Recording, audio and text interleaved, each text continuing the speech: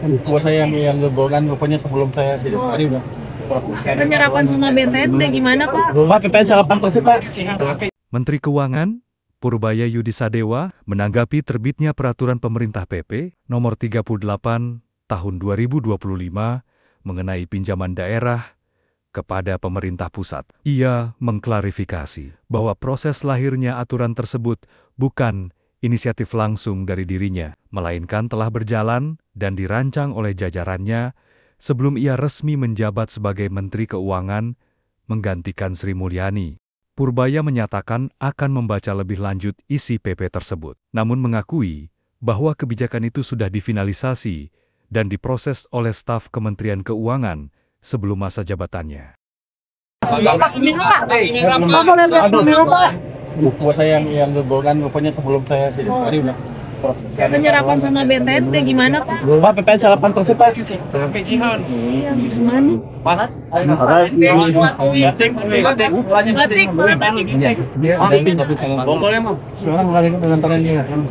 Oke, makasih ya. Assalamualaikum Pak Purbaya. Pak, sore Pak Purbaya.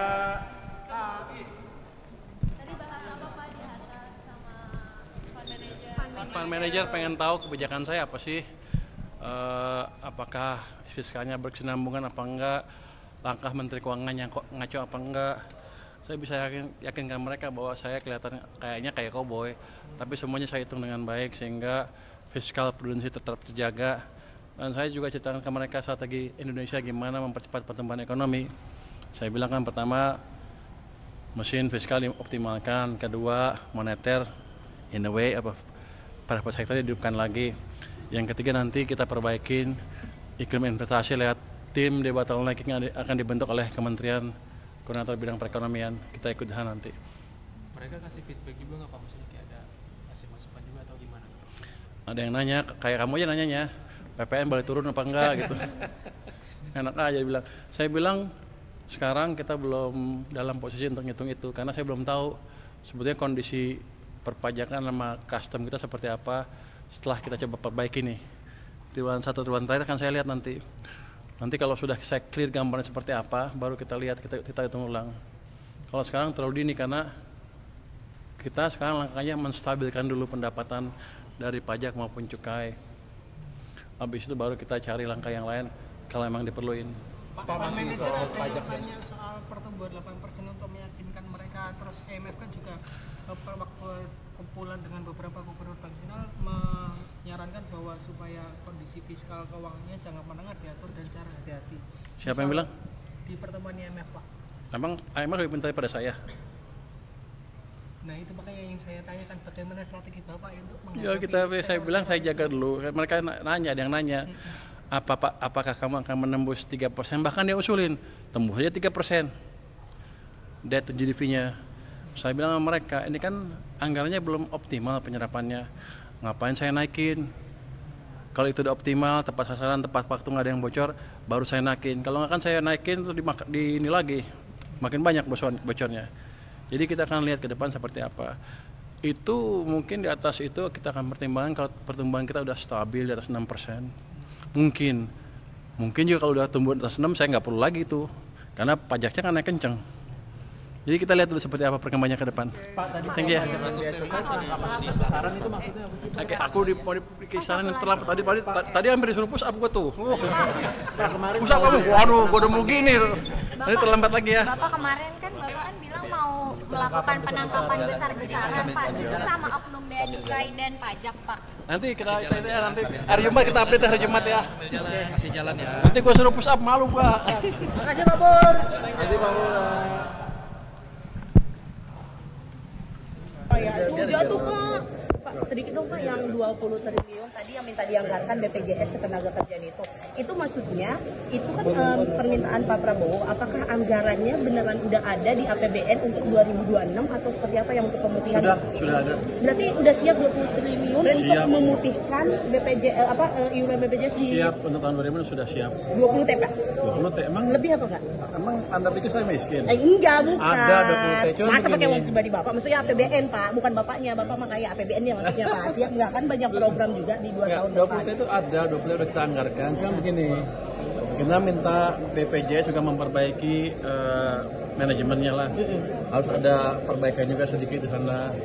Misalnya mereka udah mengungkapkan ada banyak program-program mungkin dari Kementerian Kesehatan yang mewajibkan rumah sakit membeli alat-alat yang kemahalan dan kebanyakan. Ya saya bilang udah diskusi aja dengan Kementerian Kesehatan, kita kurangin yang gitu-gitu.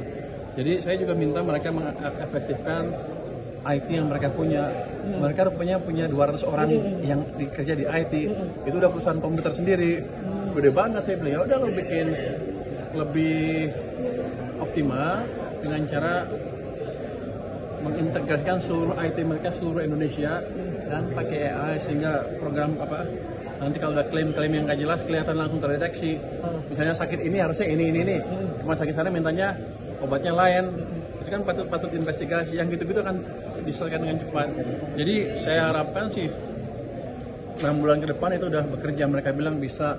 Kalau itu bisa harusnya IT kita BPJS itu merupakan IT yang nanti sistem rumah sakit yang bisa terbesar dan terbaik di dunia.